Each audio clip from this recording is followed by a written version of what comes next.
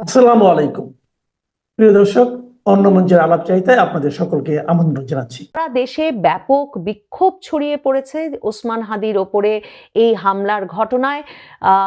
ঢাকা সহ দেশের বিভিন্ন জেলায় বিক্ষোভ হয়েছে। ওসমান হাদি 2024-এর জুলাই আগস্টের আন্দোলনের অন্যতম নেতা, কাজেই বিশ্ববিদ্যালয়গুলোতে বিক্ষোভের ঘটনা ঘটেছে। ঢাকা বিশ্ববিদ্যালয়, চট্টগ্রাম বিশ্ববিদ্যালয়, রাজশাহী বিশ্ববিদ্যালয়ে যেমন ছাত্ররা নেমে এসেছেন ওসমান হাদির বিরুদ্ধে গুলির প্রতিবাদে, তেমনি নারায়ণগঞ্জ, ঝালকাঠি, কুষ্টিয়া, সিলেট, মৌলভীবাজার সহ দেশের বিভিন্ন জেলায় জেলায় বিক্ষোভের ঘটনা ঘটেছে।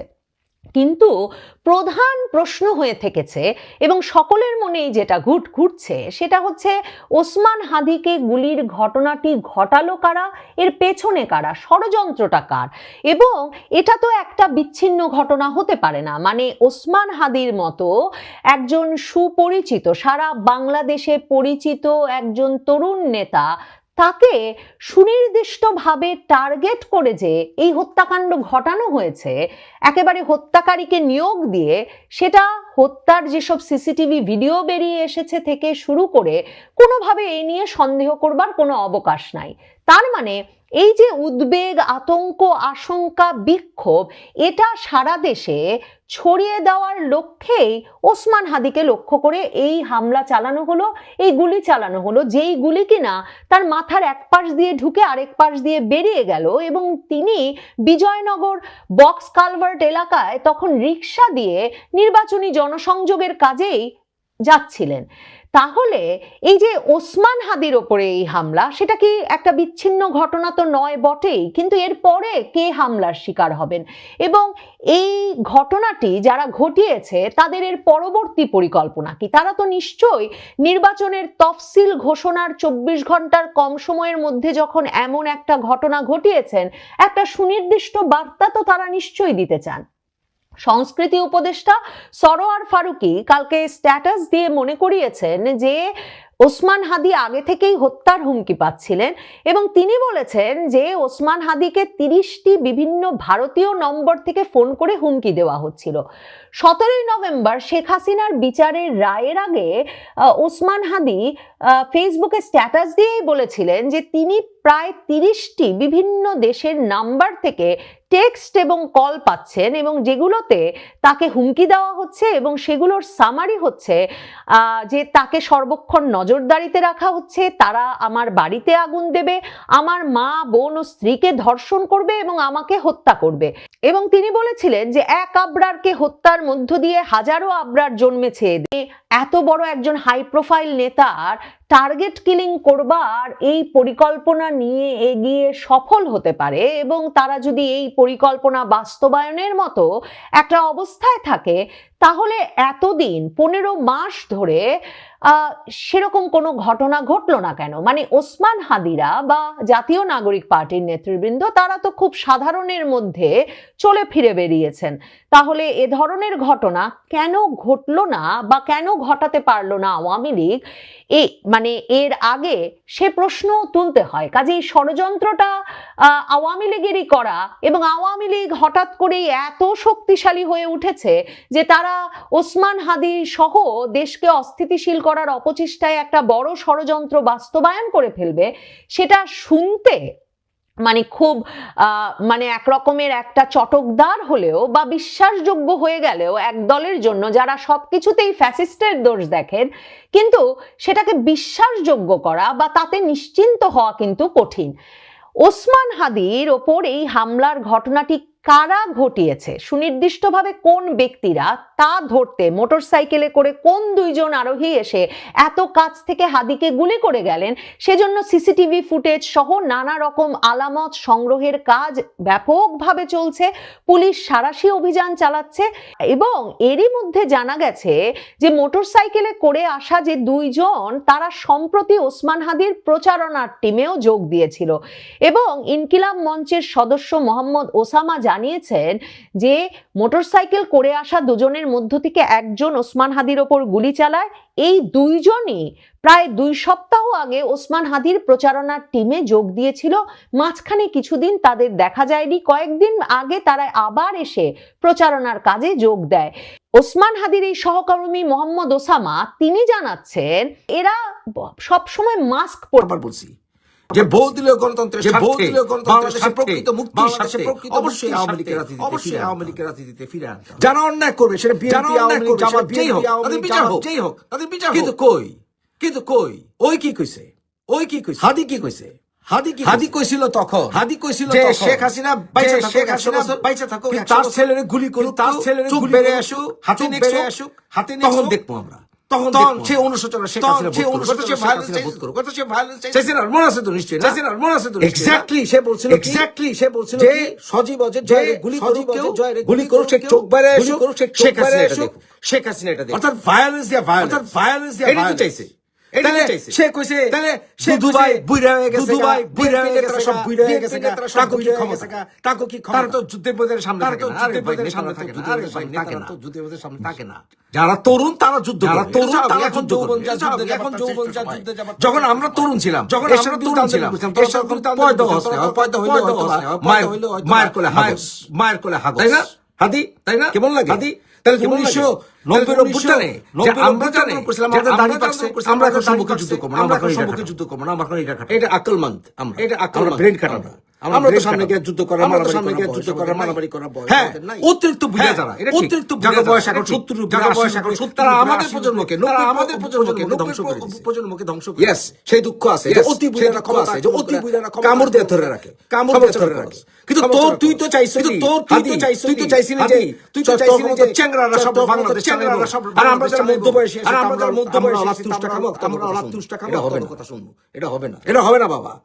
বাংলাদেশের স্বাধীনতা দেশ চালাবে, আর বঙ্গবন্ধুকে যারা বলবে, প্রস্রাব করা ঠিক হয়েছে, যারা কিনা মনে করবে যে 32 ভাঙা ঠিক হয়েছে, যারা কিনা মনে করবে স্বাধীনতাকে গালাগালি অপমান করা যায়, রাজনীতি অনেক পিছলা। এটা বুঝতে হলে একটু বয়স হয়ে লাগে রে হাদি। গুলি খাইছে হাদি। I don't give a fuck about হাদি গুলি খেলো না, about হাদি গুলি। হাদি নিয়ে তো চিন্তা করার কথা, গুলি খাইলি কি না খাইলি কি, এখন বলে হাসপাতাল কান দেও লেগে, কি বলে কান দোসর লেগে, কেন এতগুলি মানুষ যে গুলি খেলো, কত বছর তুই তো একবার বলছ তুই যারা তাদেরকে অসুষ্ঠ বিচার করা হোক, তাদেরকে গুলি করা না হোক, তাদের ঘর বাড়ি জ্বালা দেওয়া না হোক, প্রকৃত গণতন্ত্র কি শিখায়?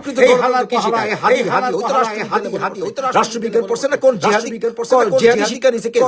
শিক্ষা নিছে কে জানে? রাষ্ট্রবিজ্ঞানে কোন রাষ্ট্রবিজ্ঞানে আছে যে অন্যায় করে তার গুলি করতে? কোন রাষ্ট্রবিজ্ঞান? এই ভাষা তো তুই শিখাইছিস, এই ভাষা তো তোরা শিখাইছিস, তোরা শক্তিমত্তা থাকা। আমি কখনো ভায়োলেন্স সাপোর্ট করি নাই, কিন্তু ভায়োলেন্স বিগেটস ভায়োলেন্স জন্ম আর আওয়ামী লীগের মতো দল, বিএনপির মতো দল, মির্জা আব্বাসের মতো নেতা, দুদুভাইয়ের মতো নেতা, এই সকল বড় বড় নেতা, তোমার মতো চ্যাংরার কথা উঠবার, তোমার কাছে রাজনীতি ওনাকে কথা মাত দে। আঙ্গো যারা হালকা দাড়ি পাচ্ছে, আমরাই তো তোকে পাত্তা দিই। মনে করিস না যে তোরা আজকে যে 24-এর তোরা আন্দোলন করছো, আর পিছে বুড়াকে কোনো ক্ষমতা নাই, বুদ্ধির কোনো ক্ষমতা নাই, জ্ঞানের কোনো ক্ষমতা নাই, অভিজ্ঞতার কোনো ক্ষমতা নাই। এক হাদিসের হাদি গুলি খাইছে, আমার কোনো আসে না, ওর ভাষাতেই কথা কোনো আসে যায় না, কারণ অসংখ্য মানুষ 2024-এর জুলাই থেকে এখন পর্যন্ত গুলি খেয়েছে। অন্যায় যারা শিখাইছে তাকে পক্ষে, যখন বাংলাদেশের শহীদ মিনার ভাঙা হয়েছে, তখন হাদি কই আসিল? কয়া ছিল যখন জায়গায় জায়গায় সাধারণ আওয়ামী লীগের কর্মীরা গুলি করেছিল, এমনকি বিএনপির অনেক নেতারা যখন অত্যাচারিত হয়েছিল, গুলি খাইছিল, তখন হাজির আজকে আমরা লেকচার দেয়, আজকে শেখ হাসিনা বয়সটা কত ছিল? বয়সটা কত ছিল? তোর বয়সটা কত ছিল? তোর বয়সের অবশ্যই একটা চ্যাংরারা যখন রাজনীতি অনেক শক্তি তাদেরকে রাজনীতি শিখার সময় রাজনীতি শিখায় দেওয়া উচিত। একটাই কথা, ভায়োলেন্স বিগেটস এই বাংলার বুকে, যারা স্বাধীনতা বিরোধী, এই বাংলার বুকে যারা বঙ্গবন্ধুকে অপমান করে, এই বাংলার বুকে যারা স্বাধীনতার বীর মুক্তিযোদ্ধা, এই বাংলার বুকে যারা শহীদ রাষ্ট্রপতি জিয়া রহমানকে তার স্বাধীনতার সময় তার রোলের ব্যাপারে প্রশ্ন তুলবে, তাদের বিচার হতে হবে। বাংলায় যদি সুষ্ঠু বিচার না হয়, হাতে তুলে নিবে, অবশ্যই সেটাই সত্য। ভায়োলেন্স বিগেটস যখন সত্য বিচার পথ খুঁজে পায় না, তখন অবশ্যই যে কোনো উপায়ে ডেলিভারি করতে হয়। যে ইনকালাব মঞ্চ নামে মৌলবাদী চক্রের মৌলবাদী ছেলেটি সভ্যতাকে লঙ্ঘন করে অসভ্যের মতো মিডিয়াতে এসে সোশ্যাল জায়গায় বিভিন্ন মুক্তিযুদ্ধের পক্ষের স্বাধীনতার সপক্ষের মুক্তিযোদ্ধা এবং গণতন্ত্রপ্রেমী মানুষদের প্রতি যেসব বিষোদ্গার তিনি ভোটে দাঁড়িয়েছেন আসন ঢাকার মির্জা আব্বাসের সাথে। সেখানে আমরা শুনেছি জামাত ইসলামও তার বড় এক ছাত্র নেতাকে তো এই ত্রিমুখী লড়াই যেখানে হওয়ার কথা মাত্র তফসিল ঘোষণার একদিন সেখানে খুনোখুনি শুরু হয়েছে। এই খুনোখুনিতে গুলি করা হয়েছে, হাদির এই গোড়াতে লেগেছে। এই গুলি আমরা খবর পেয়েছি, এখনো তার ব্রেইনের ভিতরে রয়ে গেছে, তাকে ভেন্টিলেশনে রাখা হয়েছে, লাইফ সাপোর্টে রাখা হয়েছে। কি মরবে আল্লাহই জানে, আমরা এখন প্রশ্নটা হচ্ছে এই যে গুলিবর্ষণের ঘটনা, প্রকাশ্য দিবালোকে ঢাকা শহরের মতো তাও কোথায়? সচিবালয় থেকে 1 কিলোমিটারেরও কম সময়। বিজয়নগর মানে তো হচ্ছে ঢাকার এই পাশ দিয়ে গেলে হাইকোর্ট, এই পাশ দিয়ে গেলে একটু পিছনে গেলে বিএনপি, তাহলে আপনারা বুঝতে পারছেন যে ঢাকার প্রাণ দিনে দুপুরে হাদি গুলি করা হয়। এই যে গুলি করার ঘটনা কোথায় ছিল? পুলিশ কোথায় ছিল? আর্মি তো ডিপ্লয় আছে, আর্মিরা কোথায় ছিল? র‍্যাব কোথায় ছিল? কেউই কি দেখেনি? সিসিটিভিতে কি ধরা পড়েনি? কিছুর পরও এত কিছু দিনে দুপুরে ঢাকা শহরের মতো গুলি করে হত্যা করা হচ্ছে। এই ঘটনাটিকে বিচ্ছিন্নভাবে দেখে এই ঘটনাটি বলে দিচ্ছে সারা বাংলাদেশে যত নির্বাচনী কারো জীবনে এখন আর নিরাপদ। এই নিরাপত্তাহীনতার সমাজে যেখানে শাসন নেই, সুপ্রিম কোর্টের জাস্টিস যদি অর্ডার না দেয়, তাদেরকে হত্যা করার হুমকি যেখানে জোর করে সুপ্রিম কোর্টের জাস্টিসদেরকে নামিয়ে ফেলা হচ্ছে সুপ্রিম অবৈধভাবে প্রেসিডেন্টকে প্রাসাদ থেকে চেষ্টা হচ্ছে। সেইরকম একটা অবস্থায় বাংলাদেশের সবচেয়ে রাজনৈতিক যারা এই বাংলাদেশ শব্দটির সাথে বাংলাদেশ আওয়ামী লীগ, যারা এই বাংলাদেশটিকে জন্ম দেওয়া বাংলাদেশে বাংলাদেশ আওয়ামী লীগের নিষিদ্ধ ঘোষণা করা হয়েছে। নিষিদ্ধ ঘোষণা ইনডাইরেক্টলি করা হয়েছে। আওয়ামী লীগ সংগঠন রয়েছে, ছাত্র 1949 সালে ছাত্রলীগের জন্ম, আওয়ামী লীগের জন্ম তারও এক বছর আগে 1948 সালে জন্ম। মানে আওয়ামী লীগ জন্মের আগেই বঙ্গবন্ধু ছাত্রলীগের জন্ম দিয়েছিলেন। তার পরবর্তীতে গঠিত হলো এই আওয়ামী লীগ। এই বাংলাদেশের স্বাধীনতা জীবন দেওয়া মানুষ তাদের মধ্যে সবচেয়ে বেশি হচ্ছে 10,000-এরও অধিক মুক্তিযোদ্ধা শহীদ হয়েছেন। ছাত্রলীগের নেতা মহান 1971 সালের মহান সেই ছাত্রলীগকে ব্যান করা হয়েছে, আওয়ামী লীগকে এই ব্যান করার পিছনে এই হাদিরাই যমুনার সামনে গিয়ে আওয়ামী লীগকে ব্যান করতে হবে বলে মানে শোরগোল তুলেছে। যদিও ডক্টর ইউনূসের প্রেসক্রিপশনে তারা করেছে। এখন এই সমাজটাকে এমন একটা জায়গায় নিয়ে গেছে মিথ্যা, গুজব, স্বাধীনতা বিরোধী কথাবার্তা, সন্ত্রাস, জেলখানা লুট, পুলিশ স্টেশন হত্যা, আওয়ামী লীগের কর্মী হত্যা, সমাজের ডিজাইনটা এই সমাজে আইন শাসন কোনো কিছুই এখন অর্থনীতি 10 নাম কোথায় নেমেছে? অর্থনীতি অর্ধেক আর অর্ধেক যদি কলাপস করে শুরু হয় তাহলে দুর্ভিক্ষ। এইরকম অবস্থায় হাদিদের জীবনে যেখানে সেখানে অন্য মানুষরা লাইমলাইটে নাই, বাংলাদেশের প্রত্যন্ত একদম পঞ্চগড়, নীলফামারী, বাজার, কক্সবাজার, রামিল্লা, বান্দরবন, এইরকম যে প্রত্যন্ত সেই সব অঞ্চলে যারা ভোট দেবে, যারা ভোটে দাঁড়িয়েছে, তাদের জীবনের নিরাপত্তা। তাহলে আগামী যে নির্বাচনটি হবে, এই নির্বাচনে কার সাথে কার প্রতিদ্বন্দ্বিতা, এই প্রতিদ্বন্দ্বিতাটি এখন দেখা যাচ্ছে যাদের হাতে অস্ত্র আছে, যাদের হাতে সন্ত্রাস আছে, ধর্মীয় মৌলবাদী আছে, জঙ্গিরা আছে, তারাই কিন্তু সমাজ ব্যবস্থাকে সমাজকে ধর্ষণ করবে, শিশুদেরকে বলৎকার করবে। তারা এই ক্ষমতায় যাওয়ার পথ, এই হত্যার সাথে গভীরভাবে যদি করে দেখেন কারা জড়িত।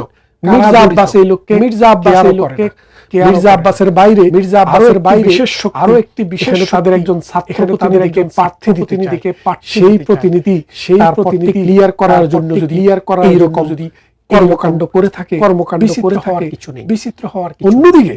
অন্যদিকে সমাজের যে বাস্তব, সমাজের যে চেহারা, এই চেহারা বলে দিচ্ছে আগামীর বাংলাদেশ অন্ধকার গলির ভিতরে। এই বাংলাদেশ হবে মৌলবাদের, এই বাংলাদেশ হবে জঙ্গিবাদের বাংলাদেশ, এই বাংলাদেশ হবে ইব্রাহিমের মতো বাংলাদেশ, এই বাংলাদেশ হবে আফসারির মতো গন্ড মূর্খদের বাংলাদেশ, এই বাংলাদেশ হবে এই হামজাদের মতো মূর্খ সকাল বিকাল মিথ্যা কথা বলাদের। এই বাংলাদেশ হবে মধ্যযুগীয় বাংলাদেশের অর্থনীতি বাংলাদেশের নিচের দিকে যাবে, সমাজ ভেঙে পড়বে, সারা পৃথিবী এখানে এসে আফগানিস্তানের মতো হবে, এবং সেই দিকেই বাংলাদেশকে নিয়ে যাচ্ছে। আমেরিকার যে পারপাত হচ্ছে, আমেরিকার বাংলাদেশকে অশান্ত করে আমেরিকান বাহিনী ঢুকিয়ে একটি নেভাল বেস, কক্সবাজারে বা তার সমুদ্রে একটি নৌবহর নিয়ে এসে আমেরিকা এসে পাহারা দিবে। তার যে কায়েমি দক্ষিণ পূর্ব এশিয়াতে, পাকিস্তান, চায়না, মিয়ানমার, জাপান, চীন, এই অঞ্চলকে তারা কন্ট্রোল করার মেকানিজম। আর এই সেটআপের জন্য মেটিকুলাস ডিজাইন, সেই ডিজাইনের অংশ হিসেবে এই হাদিরা আসছে, এই নাহিদরা আসছে, এই কালাফাড়ারা আয়শা এই সমাজটাকে করে দিচ্ছে। এখানে স্কুলের মাস্টার, বিশ্ববিদ্যালয়ের প্রফেসর, ডাক্তার, ইঞ্জিনিয়ার, কারো জীবনে এখন আর ভিতরে নেই নিরাপত্তা। আপনারা দুদিন আগে দেখেছেন, ঢাকা বিশ্ববিদ্যালয়ের ছেলেরা কিভাবে অপমান করেছে। একদিকে তারা অপদস্থ, আরেকদিকে শিক্ষকেরা বলছে তিনি তো আওয়ামী লীগ করতেন, তিনি তো আমাদের দল, আবার যখন তারা হাততালি, তখন এরা এই হচ্ছে বাংলাদেশ, এই দিকেই নিয়ে যাচ্ছে। তিনি বলছিলেন না, ডিজাইন বাটন সেট করে, সেই রিসেট বাটনটা হচ্ছে অন্ধকার থেকে মানুষ আলোর দিকে যায়, আলোর দিকে যায়, অন্ধকার অন্ধকারে উল্টো রথে হেঁটে এই বাংলাদেশকে আমরা এই হাদিরা এই সন্ত্রাস, নৈরাজ্য, মব এই বাংলাদেশে নিয়ে এসেছে। এখন এই হাদিদেরকে খাওয়া, হাদি তো শুরু, শেষ হাদিকে দিয়ে যেটা শুরু হয়েছে, শেষ কার কাছে গিয়ে শেষ আমরা জানি না, সেটা আমরা চাই না। মানুষের জীবন যাক, মানুষের আমরা চাই এই সমাজ, এই সমাজ সুন্দর দিকে যাক, সুন্দর। ডক্টর ইউনূসকে বুঝতে হবে, এই মাটি হবে, এই মানুষ, এই সমাজ, এই সমাজ, এই বাংলাদেশের জন্মের সাথে আওয়ামী লীগের সাথে জড়িত থাকার বিষয়টি কোনো গোপন বিষয় নয়, কোনো গোপন বিষয় ওতপ্রোতভাবে জড়িত। আজকে তাদেরকে বাদ দিয়ে নির্বাচন করার চেষ্টা হচ্ছে। এই নির্বাচনটি এই দেশে বিদেশে সমাজের কোনো অংশের কাছে হবে না, এবং এই সমাজ এই নির্বাচন নিয়ে এই নির্বাচনের দিকে এগুতে পারবে না। যদি এগুতে হয়, একসাথে নিয়ে নির্বাচন করতে হবে, যেটা গ্রহণযোগ্য। শেখ হাসিনার বিরুদ্ধে সংগ্রাম যে আন্দোলন ছিল, যদি শেখ হাসিনা বিহীন তাহলে বুঝতে হবে আন্দোলনগুলো সব ওই আন্দোলনগুলো ছিল মিথ্যা, কারণ আপনি যদি আন্দোলন করেন যে সকলের অংশগ্রহণের নির্বাচন, কাছে ক্ষমতায় যাওয়ার পরে কেন সকলের অংশগ্রহণ? কারণ